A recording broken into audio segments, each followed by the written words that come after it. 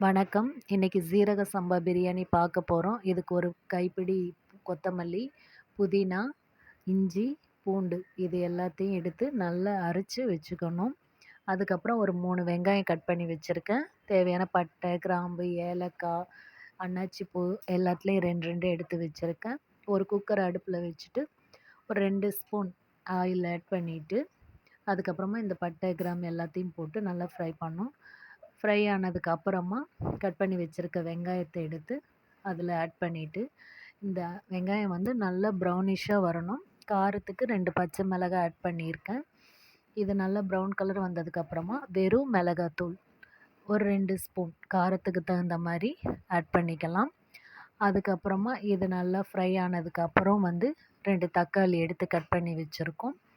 அதையும் இதில் ஆட் பண்ணிக்கணும். அதுக்கு முன்னாடி நம்ம அரைச்சி வச்சுருக்க பேஸ்ட் இருக்கும் இல்லையா, அந்த கொத்தமல்லி, புதினா அதை ஆட் பண்ணி முடிச்சதுக்கப்புறமா அது வதங்கினதுக்கப்புறமா தக்காளி ஆட் பண்ணிக்கணும். ஆட் பண்ணதுக்கப்புறமா நல்லா அதுவும் ஃப்ரை ஆகும். நல்லா வதங்கணும். வதங்கி வந்தால் தான் நமக்கு டேஸ்ட்டு கொடுக்கும். அதுக்கப்புறம் ஒரு 2 ஸ்பூன் தயிர் ஆட் பண்ணி முடித்ததுக்கப்புறமா சிக்கன் 1/2 கிலோ சிக்கனில் நான் வந்து மஞ்சத்தூள் ஆட் பண்ணி நல்லா வாஷ் பண்ணி எடுத்து வச்சுருக்கேன். அதையும் வந்து அந்த வதங்கின கிரேவியோட ஆட் பண்ணிக்கணும். ஆட் பண்ணிவிட்டு ஒரு 2 மினிட்ஸ் சிம்மில் வச்சுட்டு லைட்டாக ஃப்ரை நல்லா வதங்கினதுக்கப்புறம் 2 டம்ளர் தண்ணி ஆட் பண்ணிவிட்டு ஒரு 3 விசில் விட்டு எடுத்துக்கணும். அப்போ தான் சிக்கன் நல்லா வெந்து வரும். அதுக்கப்புறம் ஓப்பன் பண்ணிவிட்டு குக்கரை அப்புறம் ரைஸ் ஆட் பண்ணிக்கணும். நான் 1/2 கிலோ சிக்கனுக்கு 1/2 கிலோ ரைஸ் போட்டிருக்கேன். இதை நல்லா ஆட் பண்ணிவிட்டு ஒரு சின்ன அரை லெமன் கட் பண்ணி ஆட் பண்ணிக்கலாம்.